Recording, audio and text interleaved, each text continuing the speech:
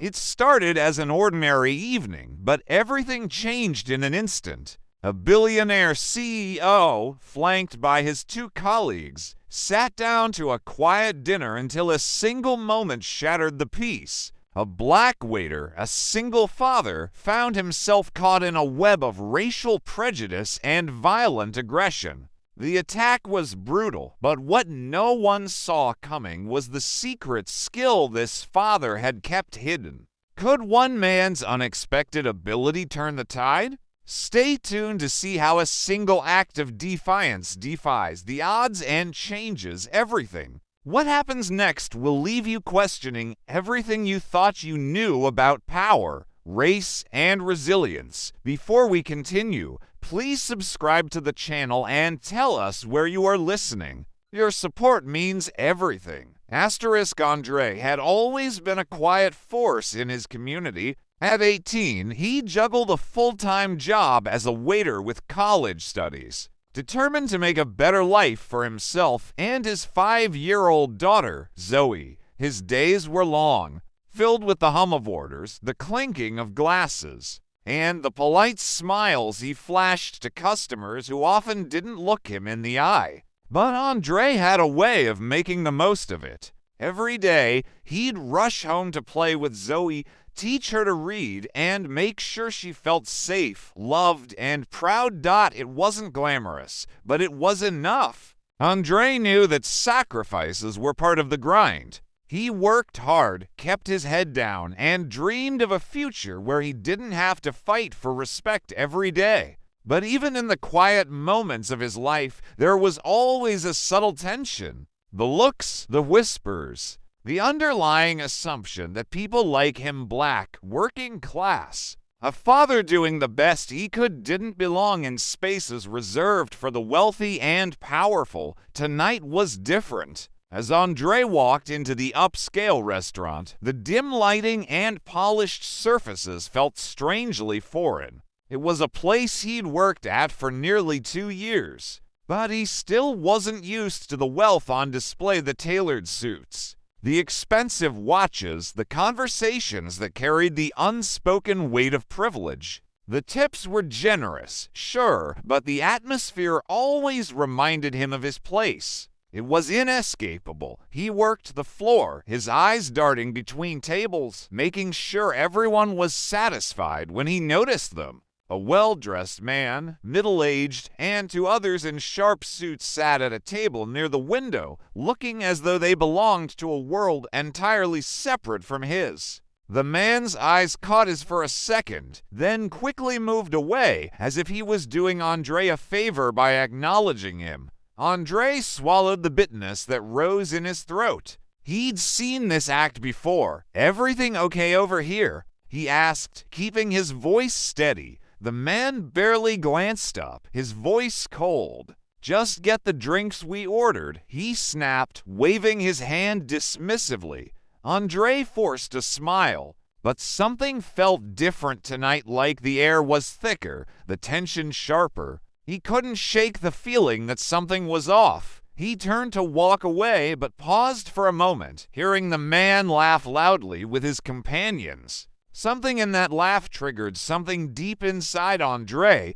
It was the kind of laugh that felt too dismissive, too mocking for no reason. But he had work to do. He turned to leave the table, but caught his foot on the edge of a chair. A small mistake. The man's voice rang out, loud enough for the entire restaurant to hear. "Watch where you're going, kid." Andre froze, his heart pounding in his chest. A million thoughts raced through his mind. Was it just a comment? Was it a joke? Or was it something else, something much deeper? He shook it off, forcing his shoulders to relax. It wasn't worth it. Not tonight, but the unease lingered. Just a few more hours to go, and then he could head home. The night was far from over, but Andre's life was about to change forever. Andre's shift was dragging, each minute heavier than the last. The restaurant, always a bustle of clinking glasses and quiet chatter, felt colder tonight. He couldn't shake the feeling that every step he took was being watched. It wasn't just the man at the window table, it was everyone. The way their eyes flickered toward him as he walked by, the subtle, almost imperceptible shifts in posture when he approached. The tension that had simmered quietly in the back of his mind was starting to boil over. As the night wore on, it became clear that something was off. The man at the window, who had already made that dismissive remark earlier, seemed to take an uncomfortable interest in Andre with each new task. Andre could feel his eyes following him, scrutinizing his every move. It wasn't just that the man was ignoring his questions or orders, it was the little things. The tone of his voice when he spoke, always sharp, always belittling. "Are you even paying attention?" The man barked when Andre brought the wrong appetizer.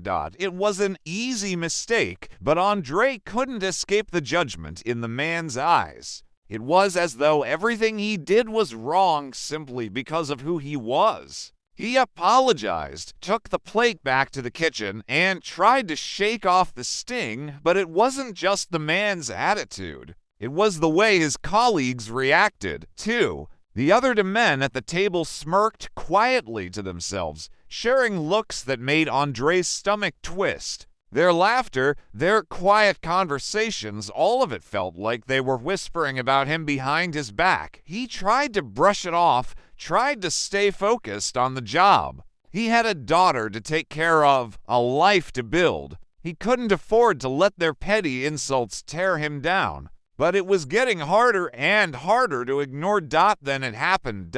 It was a simple mistake, one he had made hundreds of times before without a second thought. He bumped into the table as he was passing by, spilling a glass of red wine across the man's expensive suit. The restaurant fell silent. Andre's heart skipped a beat. He felt the color drain from his face as the man's eyes flashed with fury. "You really are a piece of work, aren't you?" The words came out sharp, dripping with contempt. His voice wasn't just angry, it was laced with something darker. Something Andre had felt before, but never quite like this. The undercurrent of racial bias was unmistakable. It was in the way the man's eyes narrowed, in the sneer that curled his lips. It was in the way his voice rose, as though Andre's mistake wasn't just an error, but an insult to the man's very existence. I'm so sorry, sir," Andre stammered, trying to apologize, trying to make it right. He reached for a napkin to clean up the spill, but the man slapped his hand away, sending a shockwave of humiliation through his chest. "Don't touch it," the man sneered. "You've done enough already." Andre could feel the heat rising in his cheeks, the weight of every racially charged interaction he had ever faced crashing over him. But this was different. This wasn't just the usual condescending look or a whispered remark. This was open disdain, raw and public. The man stood up suddenly, his chair scraping against the floor. "I'm going to speak to your manager. I don't pay good money to be treated like this." Andre's hands trembled as he took a step back. The crowd around them murmured, a low hum of voices that seemed to fill the room with a suffocating pressure. The man's eyes gleamed with power, with the belief that his wealth gave him the right to humiliate whoever he pleased. But Andre didn't stop there. He reached into his pocket and pulled out his phone, hitting the record button. The room fell silent as the sound of the recording starting to play filled the space. "I want to make something very clear," Andre said, his voice calm but carrying a weight that made everyone in the room stop and listen.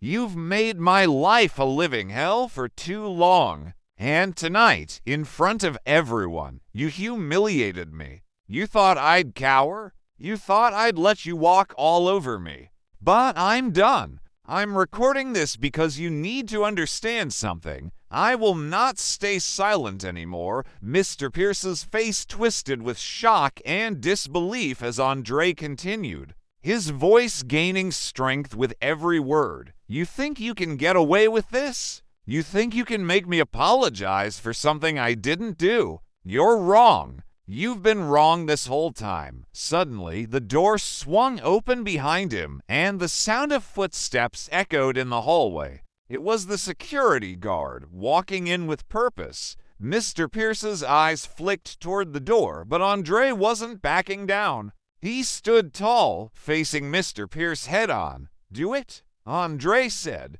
"Have me fired. Have me arrested. But just know this time, I won't be the one who leaves this room feeling ashamed." The security guard stopped short, confused. "What's going on in here?" The manager, standing outside the door, hesitated before speaking. "There's been a situation Mr. Pierce is making a claim against Mr. Andre for inappropriate behavior." Andre's heart skipped a beat. He had known this was coming, the false accusations, the attempts to turn the tables, but he was ready. He didn't flinch. He had to speak the truth. "Listen," Andre said, turning to the manager and security guard, his voice unwavering. "Mr. Pierce is the one who disrespected me. I'm the one who's been humiliated. If anyone's been inappropriate, it's him." The air was thick with tension as Andre stood outside the manager's office, his breath heavy, heart pounding. The night had already taken a sharp turn, but the storm wasn't over yet. Behind the closed door, the muffled voices of the manager and the wealthy customer, the man who had been the source of his humiliation just moments ago, rose in angry waves. The conversation was heated, the frustration in the air palpable. Andre could feel the weight of the moment pressing down on him. This wasn't just about him anymore. It wasn't about a spilled glass of wine or an embarrassing mistake. This was bigger than that. This was about fighting for his dignity, his respect, and a world that had been blind to people like him for far too long. As the minutes stretched, Andre's mind raced. He wasn't just standing in front of a man who thought his money and status gave him the right to treat others like dirt. No, this was about a system where the rich and powerful often had the power to break you with a single word. Andre had seen it, felt it, lived it his entire life, but tonight something was different. Tonight, he wasn't going to let it slide. The door creaked open and the manager stepped out. His face was pale, eyes wide, his body language stiff. He looked at Andre, then back at the door, clearly caught between his obligation to the restaurant and the pressure of the situation. He was like a man caught between two worlds, one foot in the corporate hierarchy and the other in the world of right and wrong, of justice. "Mr. Pierce wants to speak to you," the manager muttered, clearly uncomfortable. He insists on an apology." Andre's gut clenched at the mention of the man's name. Mr. Pierce. His arrogance, his entitlement, it all clicked now. The spilled wine wasn't just an accident. The harsh words weren't just an angry outburst. This was about something deeper. Mr. Pierce wasn't just any wealthy diner. He was a symbol of the systemic inequities that Andre had fought against every day. This wasn't about an individual offense. It was about Andre being made to feel small, invisible, unworthy. It was about the system that had never even considered his worth, but had always gladly taken from him. But Andre wasn't backing down. Not now. He pushed past the manager, his steps firm and purposeful as he entered the office.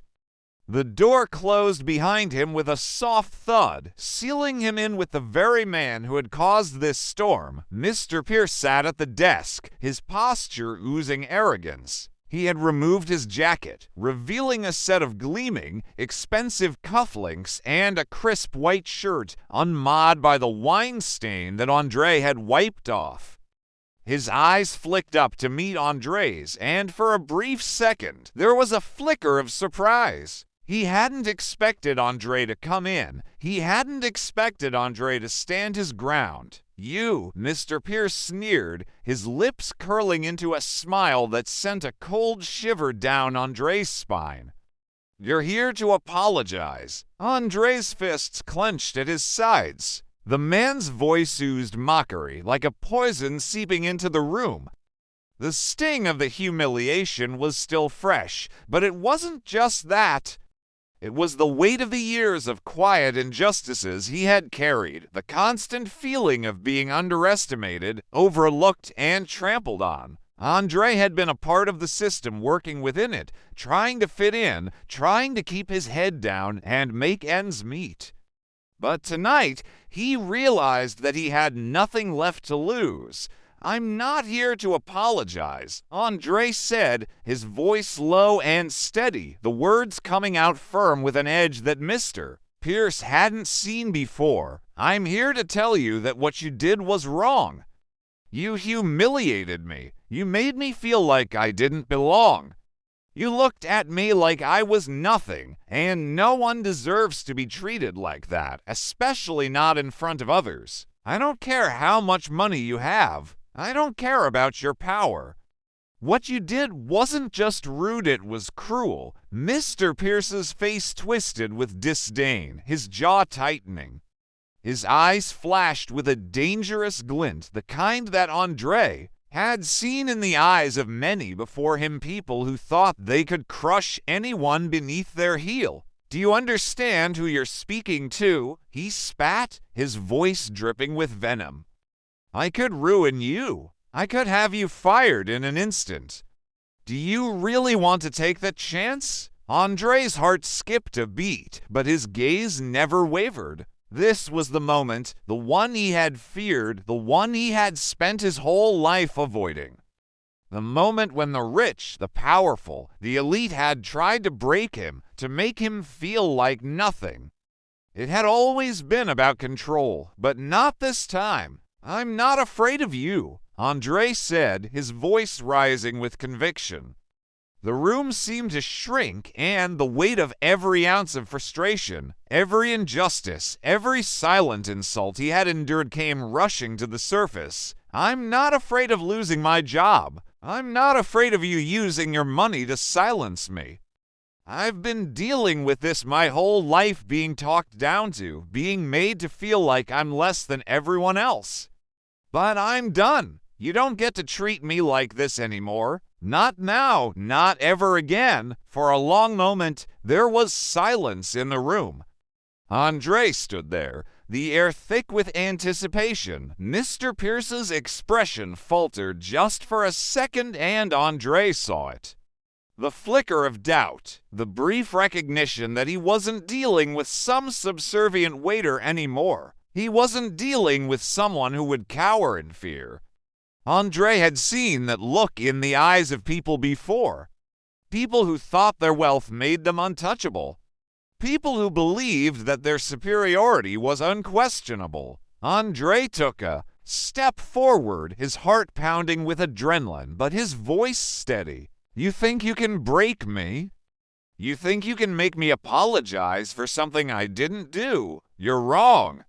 You've been wrong this whole time." The door behind him swung open abruptly, and the sound of footsteps echoed in the hallway. Andre didn't flinch. He wasn't backing down. He was ready for whatever came next. A security guard appeared in the doorway, his hand resting on the door frame, looking confused. Mr. Pierce's eyes flickered toward the door, and for the first time, his composure cracked just a little. The tide was turning. Andre could feel it. "Do it?" Andre said, his voice unwavering. "Have me fired. Have me arrested. But just know this time, I won't be the one who leaves this room feeling ashamed." The security guard stopped short, his brow furrowed. "What's going on in here?" The manager, standing just outside the office, hesitated before speaking. "There's been a situation," he said, his voice shaky. "Mr. Pierce is making a claim against Mr. Andre for inappropriate behavior." Andre's heart skipped a beat. He had known it was coming, the false accusations, the attempts to turn the tables, but he was ready. He wasn't going to let Mr. Pierce rewrite the narrative. "Listen," Andre said, Turning to the manager and security guard, his voice steady but filled with quiet strength. "Mr. Pierce is the one who disrespected me. I'm the one who's been humiliated. If anyone's been inappropriate here, it's him." The room went deathly silent. Mr. Pierce's face contorted with rage, his hands clenching at the edge of the desk. The security guard shifted uncomfortably, clearly unsure how to handle the situation. But Andre wasn't finished. "I've been disrespected for years," he said, his voice cutting through the tension in the room. "People like me are always expected to apologize, always expected to shrink, to make ourselves small to make others comfortable. But I'm done. I'm not apologizing for standing up for myself, and I won't let you use your money or power to silence me anymore." There was a moment of stillness, a quiet before the storm. And then, with a look of defeat, Mr. Pierce stood up. He opened his mouth to speak, but no words came out. Instead, he stormed out of the room, his face red with anger, leaving Andre standing there, victorious. But Andre didn't feel like a winner. Not yet. This wasn't over. The fight had just begun. The days that followed felt like a whirlwind. Andre's phone buzzed non-stop, emails, messages, calls. The recording had gone viral faster than he had ever imagined. News outlets picked it up. The restaurant's owner, shaken by the public backlash, had no choice but to take immediate action. Within a week, Andre found himself sitting across from the owner in a meeting that felt surreal. His nerves were on edge, but there was a quiet strength inside him that had never been there before. The owner, a middle-aged man who had been silent during the entire ordeal, finally spoke up. "We've been made aware of the situation, the recording. It was unacceptable. It was clear to us that Mr. Pierce's actions were out of line, and we can't stand by and let this sort of behavior continue. We've fired him. The board has also agreed to implement mandatory anti-racism training for all staff members, effective immediately." Andre's heart sank, not because of the man's words, but because he knew that firing one man wasn't enough. This wasn't just about Mr. Pierce. It was about the systems that allowed people like him to thrive at the expense of others. The real battle wasn't with one individual, it was with an entire culture of discrimination, the invisible yet ever-present forces that shaped society's attitudes toward people like him. "I appreciate that, but I need more than just a job change for one person," Andre said, his voice steady but filled with determination. "Racism doesn't go away with a few firing decisions or some training sessions. It's ingrained in the way we're treated every day. It's in the assumptions people make, in the stares we get, in the way we're talked down to without ever realizing it. It's about more than just this restaurant." The owner nodded, his face thoughtful. "You're right. We'll be reviewing our policies and making sure something like this doesn't happen again. And we'll be increasing our diversity efforts across the board. We'll make this right, I promise you." Andre nodded slowly, but he knew it wasn't enough. This moment of change, however small, needed to ripple out into something bigger. He wasn't fighting just for his own dignity anymore, he was fighting for every person who had been silenced, for everyone who had ever had to endure the kind of treatment had faced.